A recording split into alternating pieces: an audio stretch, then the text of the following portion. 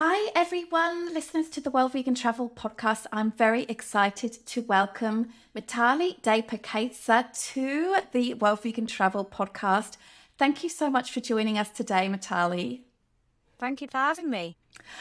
We have been corresponding, checking in with each other for a few months now. We're both part of the Vegan Business Tribe community. So would you mind spending a few minutes just telling us a little bit about who you are and what you do? Thanks for that. So I'm Mitali. I'm the vegan publisher, and I work mainly with vegan, plant-based, ethical, sustainable, eco-conscious entrepreneurs, business owners, brand owners, and I help them become a published author for marketing reasons. A lot of these people just want to get more visibility, more eyeballs on what they're doing, and they want to get on podcasts. They want to become keynote speakers. They want to share their knowledge and their wisdom with the world. And one of the best ways to do that, a shortcut, if you will, is to become a published author. People take published authors seriously. That's what I help them do. And you're a published author yourself, and you've got quite a background in the publishing world. I'm really curious about that. I've written 8 books in total, 7 as a ghostwriter, and then the final one was my own book, The Freedom Master Plan. I was happy just writing books for other people. I was more than happy. But I wrote my 7th book as a ghostwriter, and I realized I'd finished it in under 6 weeks, 5 to 6 weeks. The first book took me, in comparison, over 18 months. So I'd realized that after 7 books, I'd created, without knowing it, a structure. I suppose if you just do something again, you do get more efficient at it. And you do, maybe not consciously, but subconsciously, you create some sort of rules around it. And I just had this brainwave. Why don't I just teach people my structure, how I do things, and then I can actually affect more people? And it's worked. Today, I've helped 18 people publish their books. That's only in the space of 2.5 years. I would not have written 18 books in 2.5 years, but that's 18 people that are now published authors because they used my process and they were able to write a book. And do you specialize in fiction or non-fiction? Strictly non-fiction. Strictly non-fiction, mainly because I've never written fiction before. So I'd feel like fake if I was saying that I can help somebody write a children's book or a memoir or dystopian fiction or anything like that, because I've never written anything like that before. All of my background, I come from a journalist background. So then when I moved into copywriting and ghostwriting, I'm writing fact-based books. So these books were designed to turn my client into a thought leader, for them to be taken seriously in their field, for them to get media attention, journalists asking them for quotes, asked to speak as a keynote speaker. That's what these books are designed to do. So specifically, that is what I teach now in my publishing business. I collaborated with a friend about 8 years or so before Well Vegan Travel, and I wrote a little book called 12 Months Till Vegan, and it was, nothing too serious, but I thought it was okay. I got it professionally edited and spent a bit of money on that. It never really took off, probably because I just didn't have a clue about marketing and book launches and stuff. So maybe I should try again another time. But yeah, as somebody who doesn't really call themselves a writer, actually, I did have quite a lot of fun bringing this whole thing together, and it really was pretty cool process. And yeah, I'm glad I did it, even if it wasn't super bestseller or anything. The wonderful thing about books is, unless you've written something that dates very quickly. So for example, if a book was about how to do Facebook marketing in 2013. A lot has changed on Facebook since 2013. But sounds like what you showing people how to become vegan in 12 months. I would say that's now more pertinent than ever. There's more and more people wanting to become vegan in 2022 than when you released your book. So absolutely, you could do a relaunch. You can even add some new content in there and create a second edition. So that's a wonderful thing about books. They never really die. The very first book I wrote for a client was back in 2014. And he's still leveraging the book to this day. It's getting him clients. It's winning him contracts. It's getting him keynote speaking gigs. To this day, he's using it. And I reckon he will carry on using that book for the next decade and the decade after. So as long as you've written something that's evergreen, and it sounds like you have, you can relaunch it easily. I'll have to keep that on the back burner for sure. I'm really excited to talk to you about an interesting topic that I don't think we've actually really discussed on the podcast before. And it's something that you have done or you did do. I don't think you do it so much these days, but certainly a few years ago, you were couch surfing, and you use couch surfing as a way to travel around the world. So before we get into the why you did couch surfing, tell us a little bit about what it actually is. So couch surfing was no longer, which actually was one of the reasons I stopped couch surfing, unfortunately, but was a non-profit. I was introduced to it, I think, back in 2007 or 2008 it was. And it was a way for people to be able to travel. And yes, make it cheaper to travel, because if you are staying with somebody in someone's house, it's called couch surfing because you literally can give somebody a couch. It's not incumbent on you to provide them their own apartment or their own room or anything like that. Although you can do, but you actually just state that in your profile, what you can provide somebody. And then you can also be a surfer, so you can go and stay around the world with people. And yes, it does make things a lot cheaper, because let's face it, accommodation is sometimes, in fact, a lot of the times, usually more expensive than the flight. The flight is cheaper than the accommodation at times. So it definitely made things cheaper, which meant that I could see more of the world. But really, what couchsurfing was based on back then was, it wasn't so much about saving money. And later on, as I started to make more money in my career, I found that I spent so much on my hosts, there was equivalent what I would have spent in accommodation anyway. The real heart of couchsurfing back then was all about a cultural exchange. So, for example, I'll give you an idea. I was surfing through Norway for 3 weeks, so having from different hosts around Norway, because I really wanted to get to know that particular country.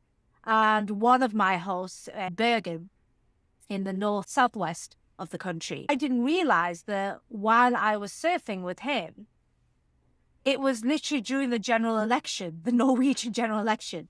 Obviously, I had no idea. And I didn't realize, I knew that he was in the political field, but I didn't realize he was actually the socialist candidate for Bergen. So I spent that weekend with him out canvassing for socialism. Now, this is what I mean by people say money can't buy experiences. This is the kind of experience that literally money can't buy you. You could be as rich as some oligarch in Russia or one of the sheikhs in the Middle East, and you couldn't buy that experience. You know, that is just a literal case of just being there in the right time with someone who takes you into their life. Mm. And when you are a tourist, a lot of the time, sadly, you're being shown what tourists should be shown. You're not really getting underneath the skin of what is this culture like? What are the people really like? Couchsurfing for me is a way for me to directly meet real people whose job isn't to entertain me and show me what a tourist should see, but literally let me into their life and what they're doing. And for this gentleman, his life at that moment is, well, I'm a candidate. So you're coming with me. I'm like, oh, okay. I guess I'm going to know Bergen really well now. Knocking door to door. I'm telling them why they should vote for my new friend now. But it's an experience I will never forget in my life.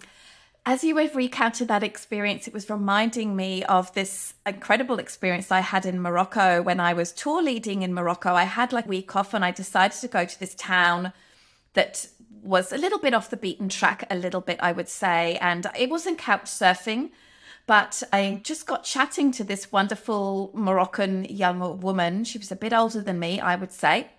And I got chatting with her, and she actually invited me to her house to stay for 2 or 3 days, which was incredibly humbling that she did that. And I decided to take her up on that offer. And I stayed with her and her 2 other sisters, her mother and her father, for 2 or 3 nights, I think it was. And I had the most incredible cultural experience I could ever possibly, probably the best cultural experience I've ever had in my entire life. Apart from some little welcome gifts and greeting in some way, it was very cheap. You slept on the floor in the same bedroom as all of the other daughters. We went to the Moroccan hairdresser, which is like a special space only for women, and we had our makeup done and we had henna done, and it was really quite a remarkable experience. Kind of how Couchsurfing came about. The original owner of Couchsurfing, it pretty much had a similar experience to you.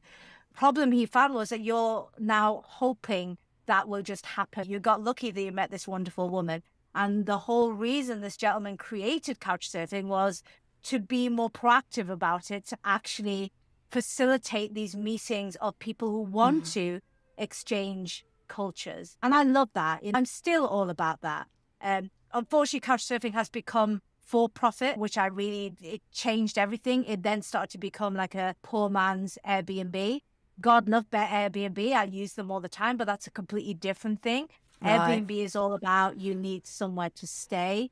You're not really having a cultural exchange with the host or anything like that. So unfortunately, Couchsurfing changed, but I have some amazing memories from my years Couchsurfing. Yeah, there are still some really great platforms in which you can do some sort of exchange. Like I know, for example, Willing Workers on Organic Farmers is one. There's like the Vegan Stay as well, which is kind of similar as well. I'm not sure if you're familiar with that. I interviewed Fike, the founder of this very interesting project. So there are a few going around, but maybe there's even a replacement for Couchsurfing. But when you're sort of looking for stays on Couchsurfing, maybe now or in the past, what are some things that you try to be mindful of, or are there any sort of particular things that you do before you agree to stay at a place? Couchsurfing you had a profile in the same way that you would have on social media, and people can leave you references. So the biggest thing is, someone who has a lot of references. That was a really good way. They've got this, not just with Couchsurfing, with all kinds of references. The issue is that sometimes you would not want to leave a bad reference for somebody because they might leave a bad reference for you. So I can see that references aren't 100% work because of that issue. But the thing is, numbers do count. If you don't want to leave a bad reference because you're worried that you'll get a bad reference, you just don't leave a reference, Right. So really, if someone's leaving positive references, then this person is a good person. So there's that. Another thing that's good to see, and I think this is now easy to do with social media. You have to remember when I was Couchsurfing, which is about 2007, 2008 to about 2013, 14, Facebook had arrived. LinkedIn was still around, but not many people knew about it. Instagram hadn't even turned up, I don't think. Was Twitter around? I'm not even sure when Twitter turned up. Social media wasn't as big a thing as it is now. So the other thing I always see is like people who are going to be problematic tend to be people who don't get involved. That tends to be my understanding. People who are really involved with other people, even if they want to do something that might not be correct, they're thinking about the fact of how is that going to affect their standing within a particular group or a particular community. There's that whole thing of like people being good when we're in a community. So that's another thing. On Couchsurfing, there used to be groups, and different areas had different groups. And I would see who was in those groups participating. And what would happen is those groups will have, weekly pub quiz night. Then here up in the northeast of England, we used to have a big Couchsurfing group in Newcastle, and we would meet quite regularly. So even when I wasn't traveling, I was still surrounded by Couchsurfers, but I obviously didn't need to surf with them home and their home as well. And all around the world, there would be these groups of Couchsurfers. So that was a great place. Now I think it's even easier because you can now go and see and look at that person's profile. You can actually see, groups that they're involved in, what they're doing. You can see a lot. I would say people now overshare in some cases on social media. So there's a lot of stuff that you can glean. First, do your due diligence. The biggest thing I would say is please don't just think of it in terms of a free place to stay. there really is no such thing as a free lunch. So even when someone is giving you a free place to stay, for example, this lady, she gave you a free place to stay because she just thought, wow, this is going to be such an interesting few days with this lady, learning about her and where she comes from and how she does things. So there was something in it for her. There's always, people don't just do things. There's always something in it for that person. That's just how human beings are. So if you're just thinking in terms of money, it might be problematic. Then you could end up with somebody who might do you harm. Or at the best, somebody who ends up becoming completely uninterested in you because they don't feel like they're getting what they want to get out of. Whereas when you lead with the fun that you're going to have, what you're going to do together, what you can teach them, what they can teach you, the value is there. Have those conversations before you agree to stay with somebody. What are we going to do? And if that person is full of beans and talking about all these amazing things that they want to take you and show, then, you know, you can see that people don't tend to, unless you're dealing with a real psychopath, and then I'm sorry if you've actually managed to meet one of those. But the average person doesn't go into, it's a bit like lying almost. Have you noticed when people are truthful, they can go right into detail, but when you lie, you're quite vague. It's the same thing. It's the same kind of thing that's happening, unless you're a psychopath, and then you can lie very extensively. There is a big segment of the population that really love to show people around their town. Like I'm the same. When we have house guests, I just can't wait to show them around and just show them a little bit of an insight as to what it's like in a place, take them to some favorite restaurants or amazing views or something like that. And I get a real kick out of it. And I think that's what hosts get out of it too. Have you hosted? Yes. Oh my gosh. So I've hosted, I think, close to 50 people in the space of those years. From all over the world. And again, it really helped me because I always used to see it as traveling without traveling. I'm able to get an understanding of another culture without leaving the northeast of England. So I loved it. I think probably my most interesting couch surfer was a lady who was her first trip outside of China. And she'd come to the UK and I was her first host. And she spent 4 days, I believe, with me. And trying to work out, because on the second day, I thought, okay, typical British person, let's go to the bar. I've got a few friends there. Let's go. She's like, oh, I've never drank alcohol before. I'll drink it if you're drinking it. No, not on my watch. You are not. I'm not giving you alcohol if you've never drank alcohol before. No, that just scared me. But then I thought, okay, so how do we... And it made me think on my feet. So, okay, so I can't do the typical British thing. Let's go to the pub and have a pint, you know, kind of thing that we do. Oh, we are all going to be drinking soft drinks. And what are we doing to have fun? And you just start to adapt. But then I start to speak to her about, so tell me more about why you don't drink alcohol. Tell me more about Chinese culture. And it all came out that alcohol wasn't a big thing in their culture. It's more food-based. And there were so many similarities to my Indian heritage. And I explained to her how I'm always find it really weird when I go and see some of my English friends Tuesday evening, for example, and they're opening a bottle of wine to go with their meal. And it's just, for me, it's weird. I've adopted the let's go crazy on a Friday night kind of drinking every so often. Don't do it very much now because it nearly kills me.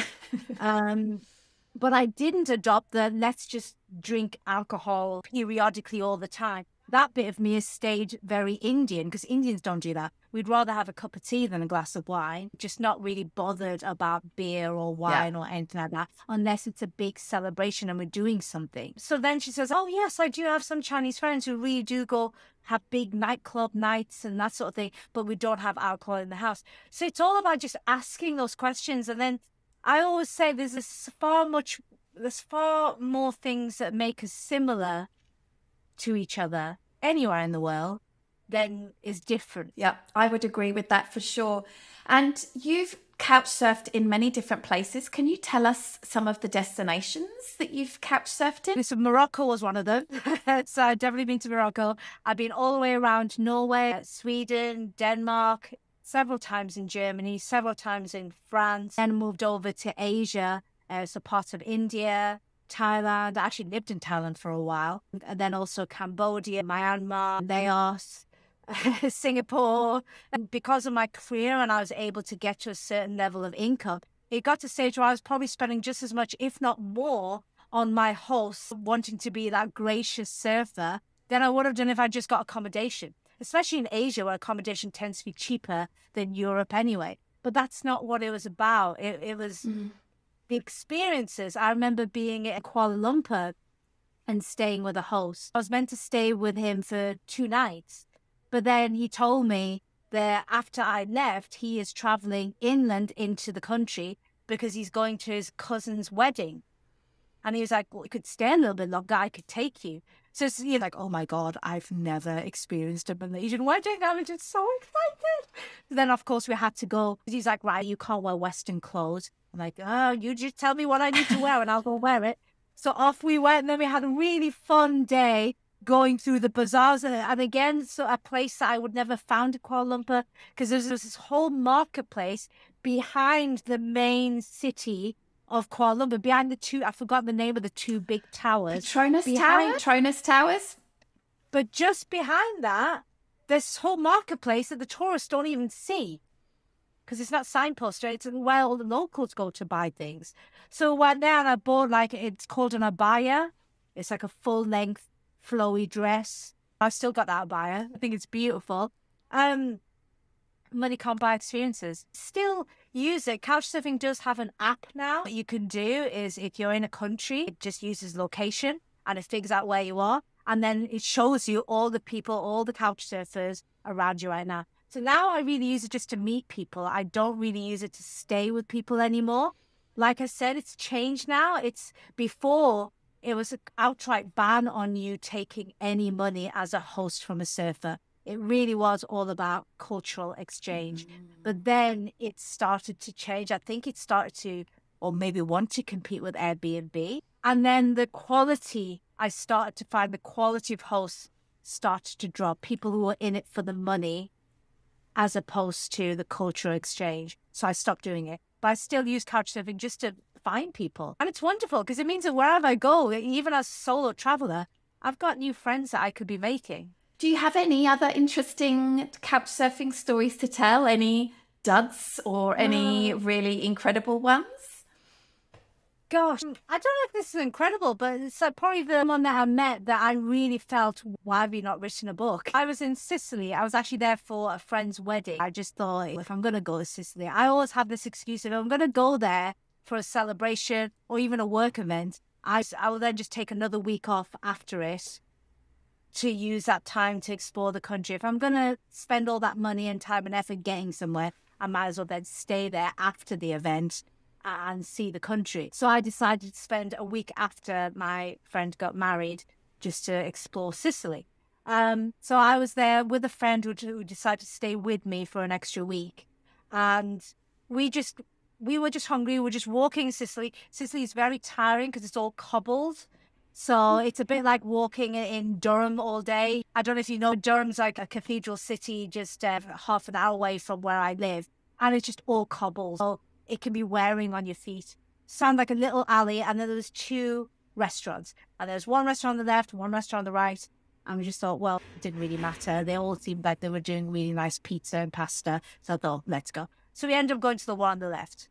We went in there, got some amazing Sicilian food. It was absolutely stunning. And then, the owner decides to just ask us, well, where are you guys from? And then we started talking. And then he said, would you mind if I pull up a chair and actually sit with you while you eat?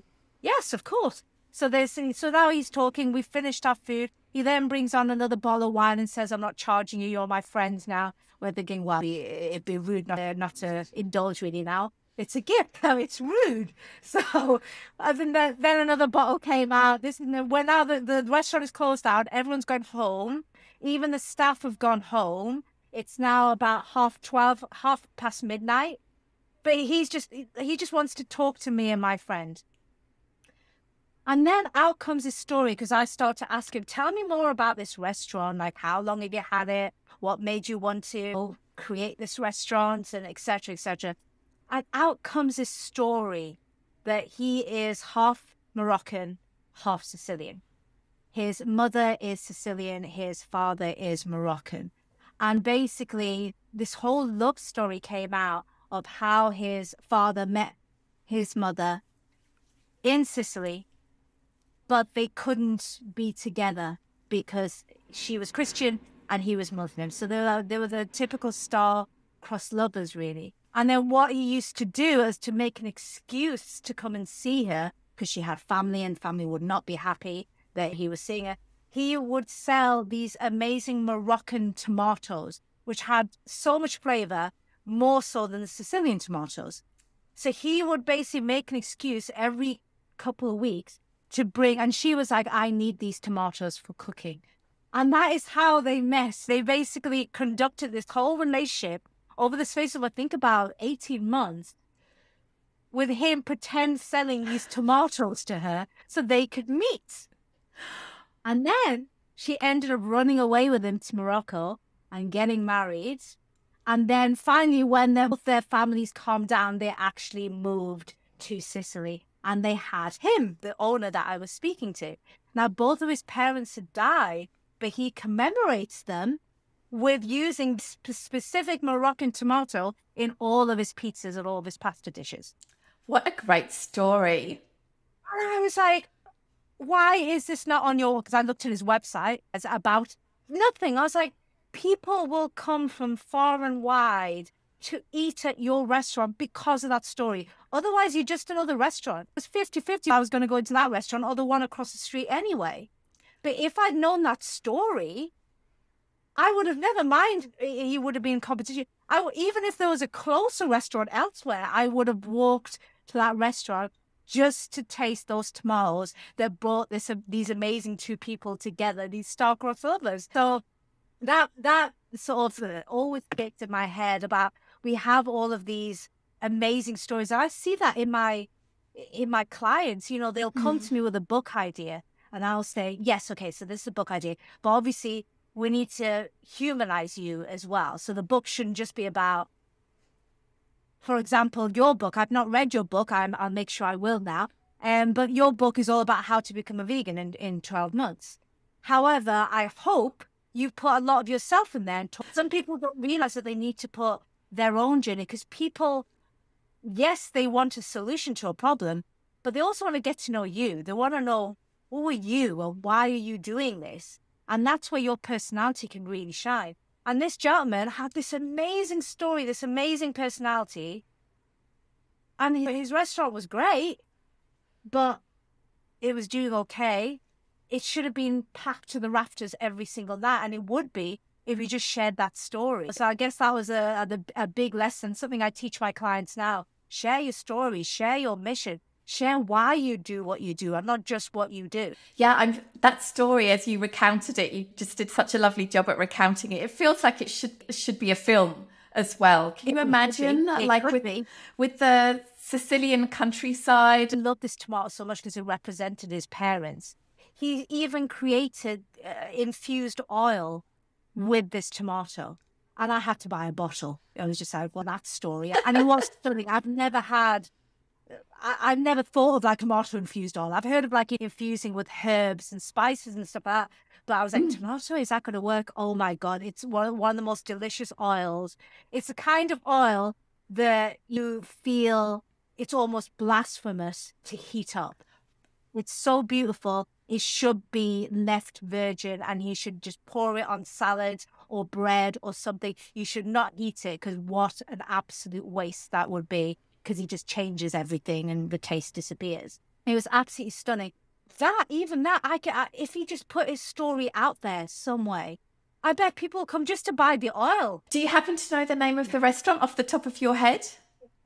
He's now retired. The restaurant doesn't exist anymore, unfortunately. Okay, so it must have been like maybe just after the war or something like that his parents fell in love just after the Second World War. He's retired now, yeah. So you can imagine how difficult it was for them. And I'm issues right now, with people getting together across religious divides. But back then, you can imagine it was just something that didn't happen. Any other interesting couchsurfing stories or people that you met through couchsurfing that would inspire our listeners? I'll tell you the one that in Paris. So Paris was really interesting. So I spent 2 weeks in Paris couchsurfing with different hosts.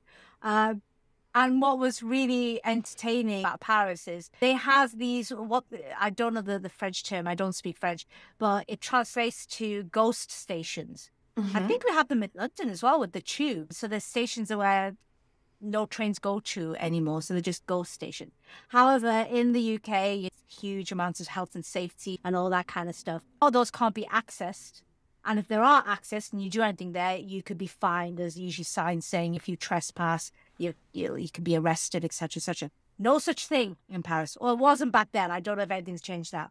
So it was quite regular for young locals, young Parisians, to have these huge parties on railway lines.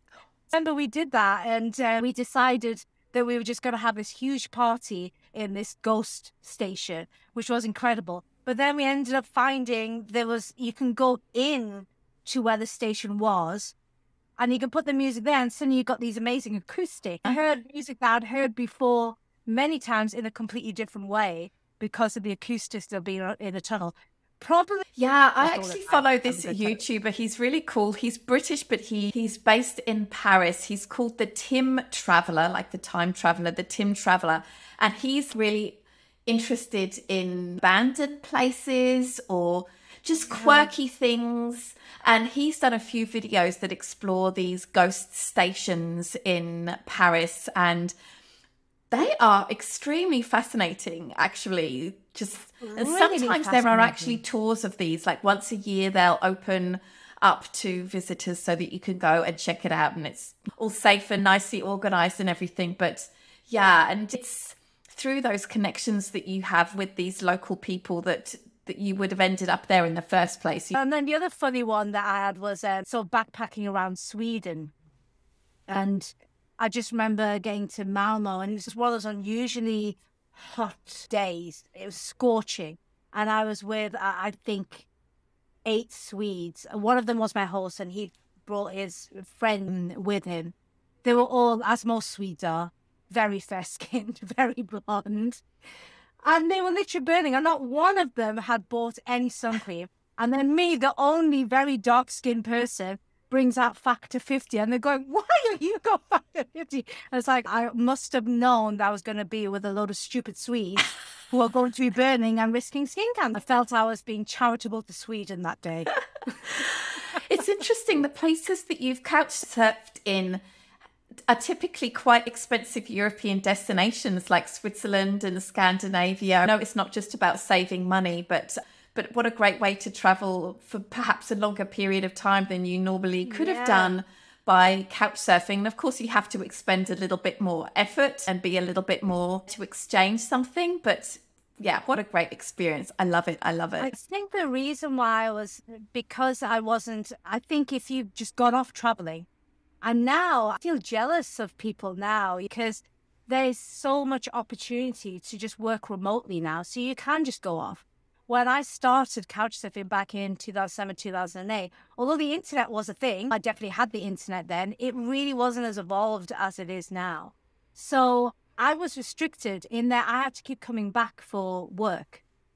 I haven't got to Scandinavia yet. Absolutely want to go. It would be so interesting. Mitali, thank you so much for sharing your couch surfing experiences with our listeners. And even if the couchsurfing.com isn't quite the same as it was then, I really invite listeners to consider traveling, participating in some sort of exchange, because it will just absolutely enrich your travel experiences. I know I have definitely had that throughout my travels, for sure. You certainly have, and you still can in 2022 as well. Before we say goodbye, can I ask you again to share with our listeners how they might connect with you? You are doing a lot of really interesting stuff in lots of different places, and how people can reach out and get in touch with you.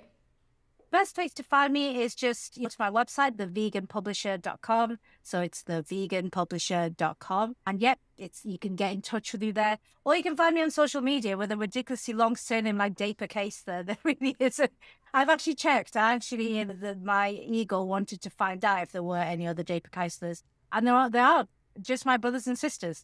So we're the only ones that exist. And you're quite active on LinkedIn as well, I believe. Yes, that's my favorite, because I think because I'm working with professionals, entrepreneurs, business owners, brand leaders, they tend to hang out on LinkedIn. So that's where I tend to hang out. So I would say definitely that's the easiest one to get in touch with me. But I am on other platforms as well. So if you prefer to get in touch with me on Instagram or Twitter or Facebook, then feel free. I'd love to. You've got a book idea, or you maybe you're already an author. You just want a little bit of advice on how to get it out there in a bigger way. Get in touch. Fantastic. Thank you, Mitali, for taking the time to share your stories with our listeners. We really appreciate it. Thank you for having me.